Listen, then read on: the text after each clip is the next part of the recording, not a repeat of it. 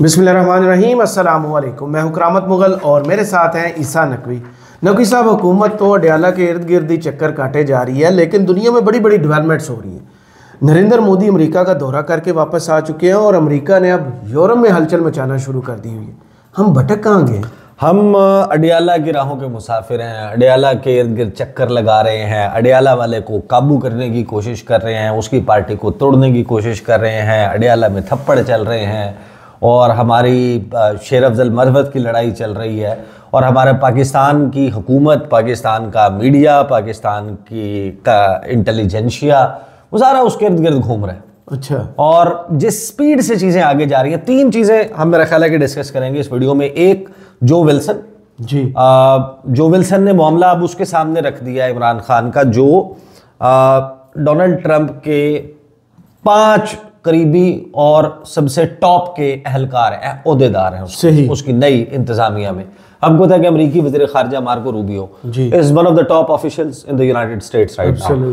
तो उनके सामने जो मामला रखा है उसके ऊपर जो विल्सन है उन्होंने बताया। फिर जिन लोगों से मुलाकातें की थी ना मोहसिन नकवी साहब ने जी, उनमें एक वो बर्गमैन थे, एक जो विल्सन थे, एक दौर था।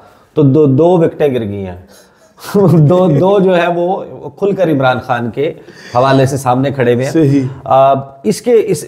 उसने क्या कहा है, एक तो वो, दूसरा Munich security conference. I think आपको पता है कि हमेशा वो चल रहा होता था पाकिस्तान की तरफ से, फलां पहुंच गया, फलां पहुंच गया जी, बड़ा हैवी किस्म के डेलीगेशंस लेके जाते थे। आपका ना वज़ीर ख़ारिजा वहाँ पे है, ना वज़ीर दिफा वहाँ पे है, ना और कोई हमारा वज़ीर आज़म, ना वज़ीर आज़म। तो हमारे जो है वहाँ पे हैं हिना नबानी खार साहिबा हैं। उसका कुछ पोर्शन ज़ाहिर है कि हमने आगे वीडियो में, अगली वीडियो में डिस्कस करना है। तो अभी फ़िलहाल जो है वो म्यूनिख सिक्योरिटी कॉन्फ्रेंस में जो अमरीकी नायब सदर हैं जेडी वांस जी, उनकी तकरीर है 18 मिनट 59 सेकंड की। I think very important.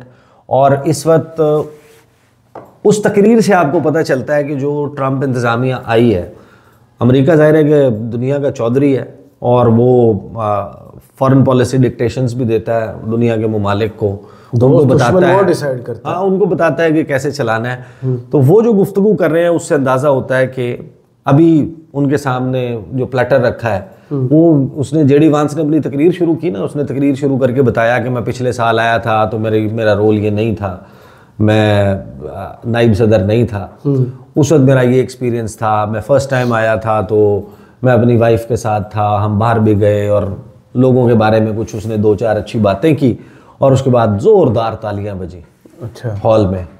उसने कहा कि I hope this is not the last upload, कि ये कोई आखिरी तालियां नहीं है मेरी तकरीर के दौरान। और आप यकीन माने उसने जो यूरोप के साथ वहाँ पर बैठ के की है ना, उसके बाद तालियां नहीं बजी, इकट्ठे पूरे हॉल में तालियां नहीं बजी। उन 18 मिनट 59 सेकंड में एक ही वो जो है वो तालियों की गूंज थी जो एक साथ हुई थी। उसके बाद वो जो गुफ्तगू कर रहा था ना, एक तरफ वो यूरोप को सुना रहा था और फिर आपको पता है कि वो चोर की दाढ़ी में तिनका जी, तो इधर तो चोर की दाढ़ी में गार्डर है ना, तो हम गार्डर टीआर होते हैं ना, मुगल के गार्डर और टीआर सिर्फ एक बार कमर्शियल भी चला दिया तो वो जो है वो हमें उसकी तकरीर के मुख्तलिफ हिस्से जो है वो पाकिस्तान के सोशल मीडिया पे सर्कुलेट होते हुए नज़र आ रहे हैं और हमें ये लग रहा है कि जैसे वो हमारे मुतल्लिक बात कर रहे हैं। सही, वो इट्स जस्ट अ कोइंसिडेंस। बहुत सारी चीज़ें, एलन मस्क का ट्वीट जो है वो भी हमें लगता है कि हमारे मुतल्लिक हुआ है, जो अभी इसी के हवाले से हुआ है। स्टार्ट मेरा ख्याल है मोदी से कर लेते हैं। मोदी का जो दौरा है, उस दौरे पे फिर पाकिस्तान ने रिएक्ट भी किया, स्ट्रांगली रिएक्ट किया और वैसे किया जैसे करना बनता है। और अगर जाहिर है कि ये मामला शायद इंडिया का ना होता तो मेरा ख्याल है कि मौजूदा हुकूमत रिएक्ट ना करती, लेकिन इंडिया एक ऐसा सब्जेक्ट है जिसके ऊपर आपको रिएक्ट करना पड़ता है। सही। लेकिन जो नरेंद्र मोदी का दौरा है उसको आप ये जहन में रखें कि माजी में जो एक बैलेंसिंग एक्ट होता था ना कि अमेरिका है, सऊदी अरब है, दुनिया के बहुत सारे ममालिक हैं, वो जब इंडिया को लिफ्ट कराते थे तो साथ में पाकिस्तान को, सऊदी अरब के लिए तो खैर शुरू में पाकिस्तान ही फर्स्ट उस पर होता था प्रायोरिटी के ऊपर, फिर चीज़ें थोड़ा सा तब्दील होना शुरू हुई हैं टुवर्ड्स इंडिया। अलबत्ता बाकी दुनिया की बड़ी बड़ी ताकतें जो हैं उनको ये पता था कि जब आपने इस खित्ते में डील करना है, आप इंडिया का दौरा कर रहे हैं तो आपने पाकिस्तान को भी साथ थोड़ा सा जो है ना झुमरे में कुछ लिफ्ट करानी है, घसीटना। हाँ, अगर सदर जा रहा है तो यहाँ पर वज़ीर ख़ारजा को भेज दें या टेलीफोन कॉल कर लें या कोई एक और कोई ना कोई चीज़। फिर दूसरा, वो कभी भी जो ताकत का तवाज़ुन है ना, जिसको हम कहते हैं कि balance of power in South Asia, उसके हवाले से हम हमेशा दुनिया की कुव्वतों को ये कहते रहे कि इंडिया को इतना वेल इक्विप ना किया जाए असलहे के साथ, टेक्नोलॉजी के साथ, दीगर जो है वो मामलात में छूट ना दी जाए कि जिससे वो एक जोरावर भैंसा बन के अपने इर्द गिर्द ममालिक के ऊपर बदमाशी करना शुरू कर दे।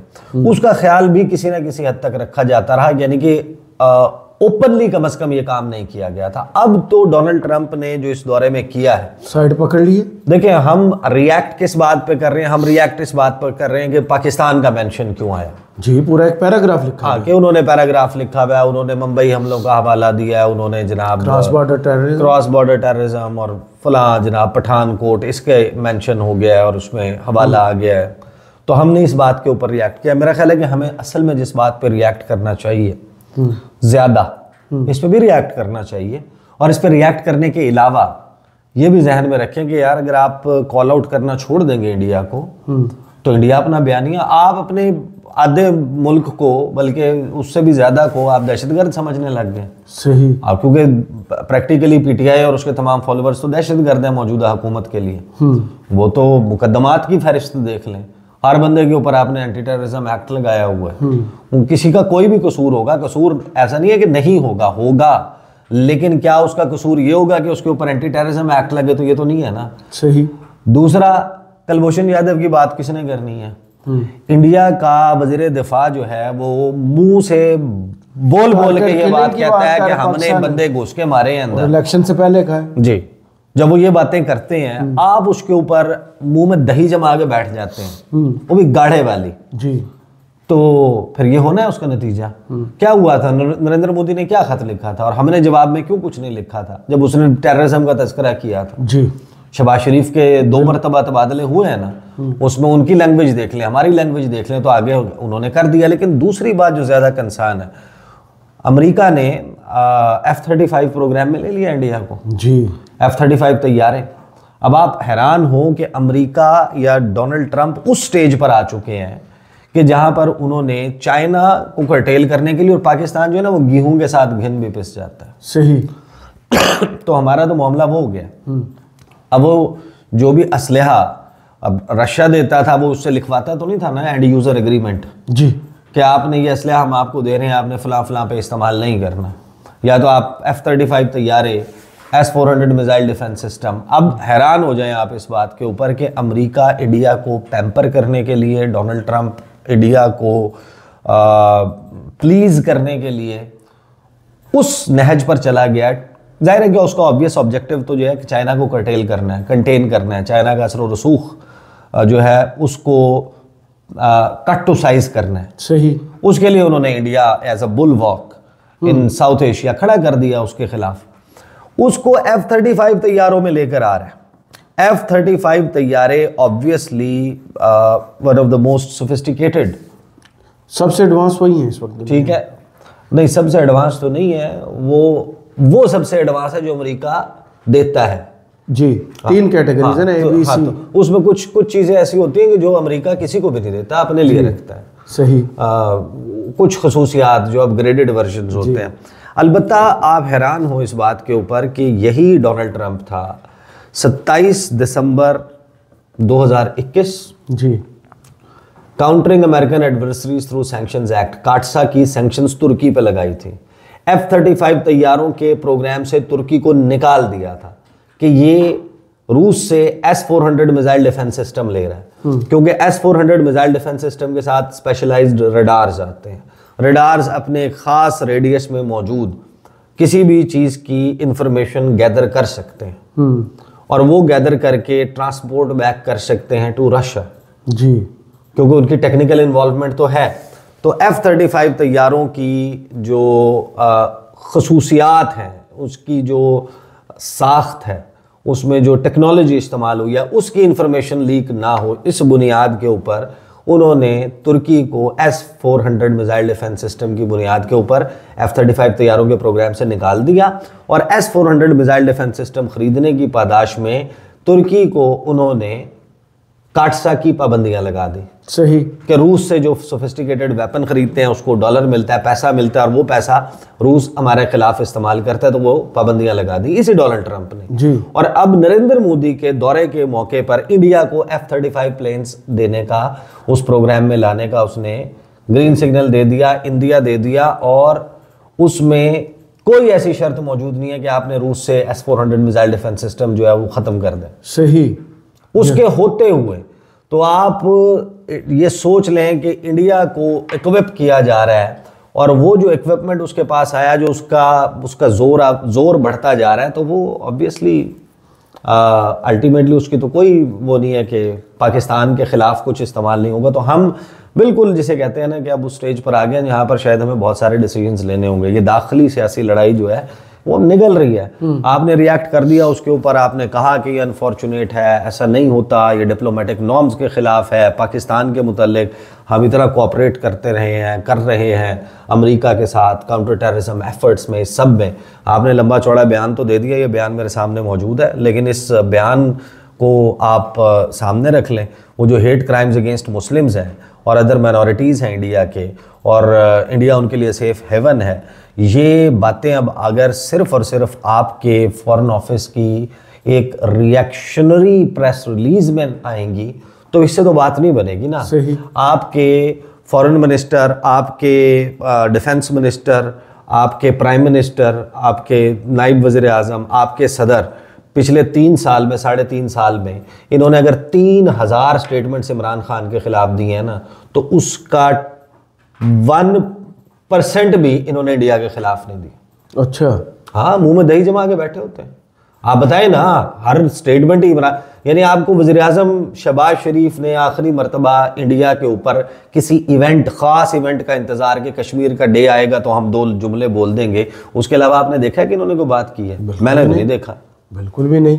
तो आप अंदाजा लगा लें। अभी रिसेंटली एक शादी थी, उसमें गेस्ट भी आए थे इंडिया से। हाँ, तो किसी इंटरनेशनल इवेंट पे, किसी पब्लिक फोरम के ऊपर आपने इंडिया को कॉल आउट किया? आप नहीं करेंगे, आप स्पेस सीड कर देंगे तो अगले भाई कब्जा जमाने के लिए बैठे हुए, उन्होंने स्पेस कैप्चर कर ली जो स्पेस आपने छोड़ी थी।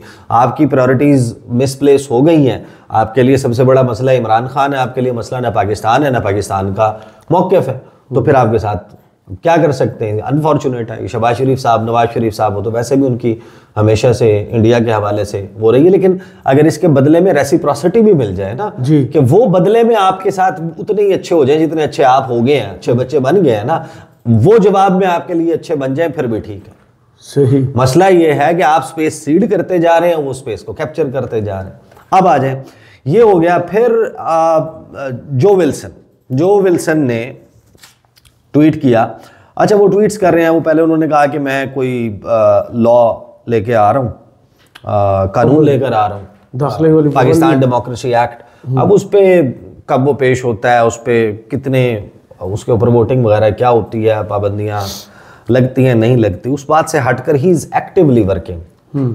और उसने जो मुलाकात की है अभी मार्को रूबियो के साथ, वो उसने उसका ट्वीट किया, grateful to meet with secretary Rubio, he understands the importance of freedom and democracy around the world. I look forward to working with him to restore democracy in Georgia, Tunisia and Pakistan and ease sanctions on Syria to allow Syrians to return and rebuild. यानी कि Donald Trump के इंतज़ामिया में जो top 5 के ओहदेदार हैं, बशमूल Donald Trump, उनमें एक उनके वज़ीर ख़ारजा मार्को रूबियो, उनके सामने उन्होंने पाकिस्तान का और डेमोक्रेसी का मामला रख दिया। सही। तो हमारा एक तरफ वहाँ पे जनाब इंडियन फॉरेन मिनिस्टर का आउटरीच, वहाँ पर डोनाल्ड ट्रंप की तकरीब हल्फबरदारी में प्रेजेंस, फिर उसकी मार्को रूबियो के साथ मुलाकात, फिर उसके बाद अभी नरेंद्र मोदी का दौरा। दूसरी तरफ हमारी तरफ से जो वर्ड जा रहा है, वो क्या वर्ड जा रहा है कि उनका अपना ही सेनेटर, उनके अपने ही कांग्रेसमैन उठकर वज़ीर ख़ारजा से मिलते हैं और पाकिस्तान के हवाले से ये बात करते हैं।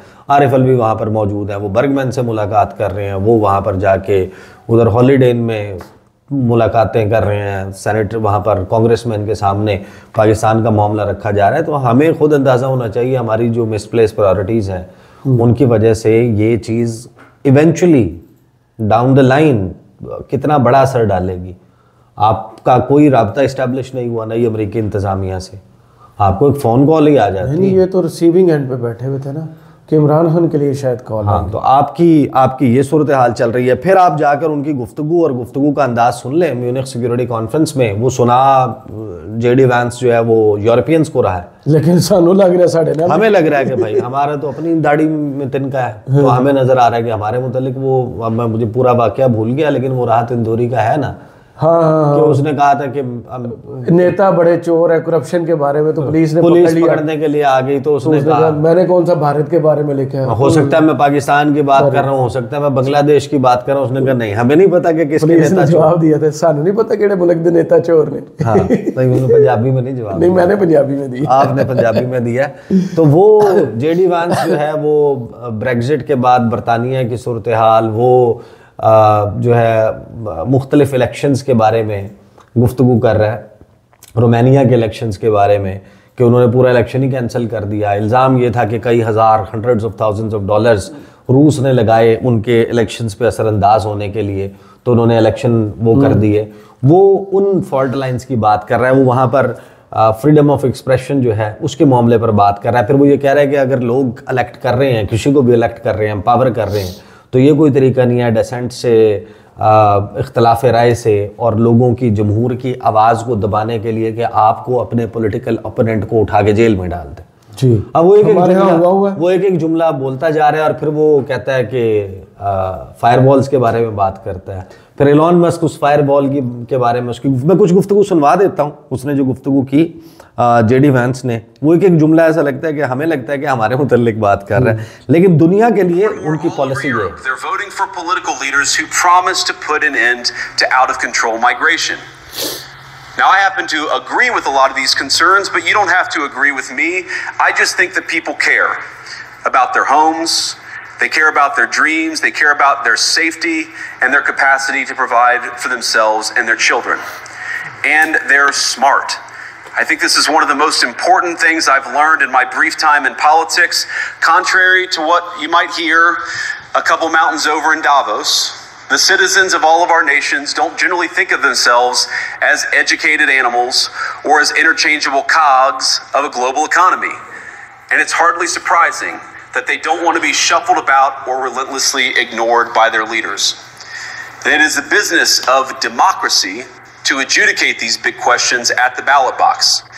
I believe that dismissing people, dismissing their concerns, or worse yet, shutting down media, shutting down elections, or shutting people out of the political process protects nothing. In fact, it is the most surefire way to destroy democracy. And speaking up and expressing opinions isn't election interference. Even when people express views outside your own country, and even when those people are very influential. And trust me, I say this with all humor, if American democracy can survive 10 years of Greta Thunberg scolding, you guys can survive a few months of Elon Musk. But what German democracy, what no democracy, American, German, or European, will survive is telling millions of voters that their thoughts and concerns, their aspirations, their pleas for relief are invalid or unworthy of even being considered. Democracy rests on the sacred principle that the voice of the people matters. There's no room for firewalls. You either uphold the principle or you don't. Europeans, the people, have a voice. European leaders have a choice. And my strong belief is that we do not need to be afraid of the future. You can embrace what your people tell you, even when it's surprising, even when you don't agree.